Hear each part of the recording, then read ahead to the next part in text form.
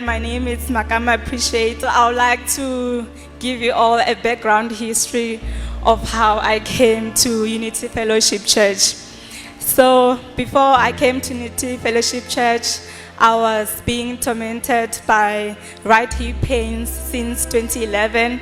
That is when I was doing grade 11. That time, when it started happening, actually I was in class and I was about to leave the classroom and go outside. And I was so shocked and amazed on how I felt this extreme pains, to an extent that I just stood there by my table and I couldn't even move. Neither could I tell anyone as to why I was not moving. I just continued as if everything was normal. So initially it started as like lasting for a few minutes to hours, and eventually it will last for days to weeks, and the longest being in 2020 when I was actually doing my 5th year, and it was during lockdown. And I remember at that time I couldn't even tell my family that I was having such problems at school. Whenever these pains will come, my family members, out of concern, they will actually suggest that maybe I go and consult to other mediums.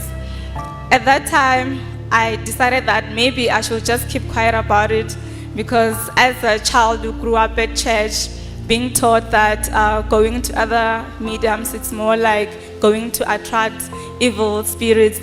So I decided to keep quiet, and I didn't tell anyone, to an extent that I was just bedbound in the 4 walls of my room. My classmates will be the one to go and buy food for me. I was not even eating that food because my mind was more on the pain.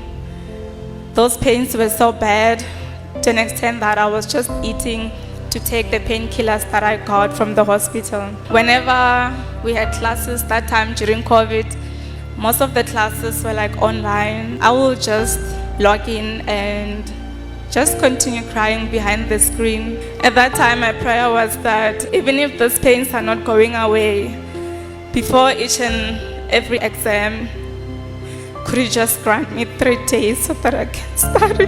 And I'll be so surprised that at day 3 before my exams, my legs will be fine as if nothing is happening. To an extent that people will ask as to, yesterday you were not walking, why are you walking today?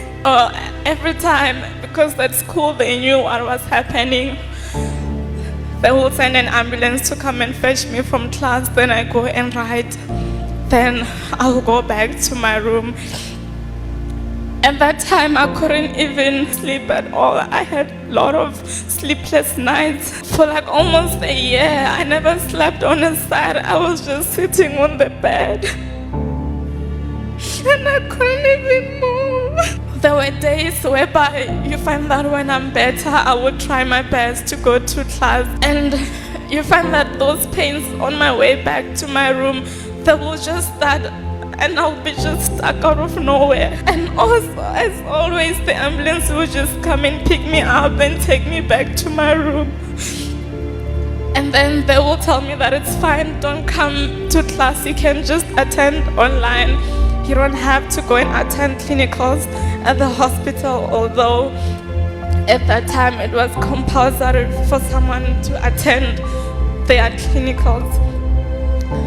That time, because I was being assisted to do almost everything, I even stopped taking fluids because I was scared that there will be no one to assist me to go to the bathroom, to an extent that there was a time whereby I thought maybe if I die, the pains will go. And I remember the first time I thought about it, I just heard a voice saying that even if you wanted to kill yourself, you can't even get off the bed.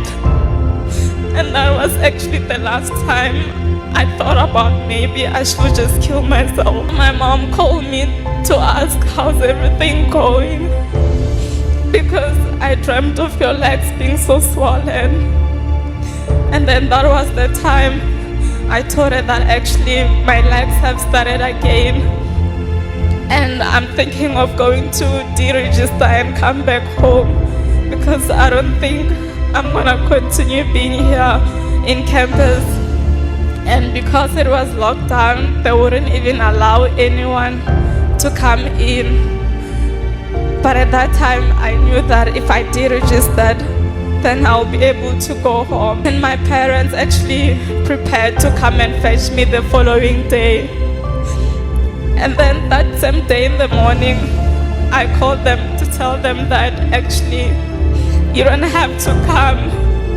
I've enjoyed those pains for a year now and I'm almost done. Let me just continue. Then we'll see it as time goes actually.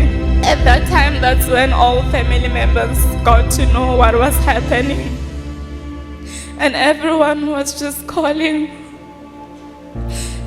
so that I can go to wherever they thought I could get help.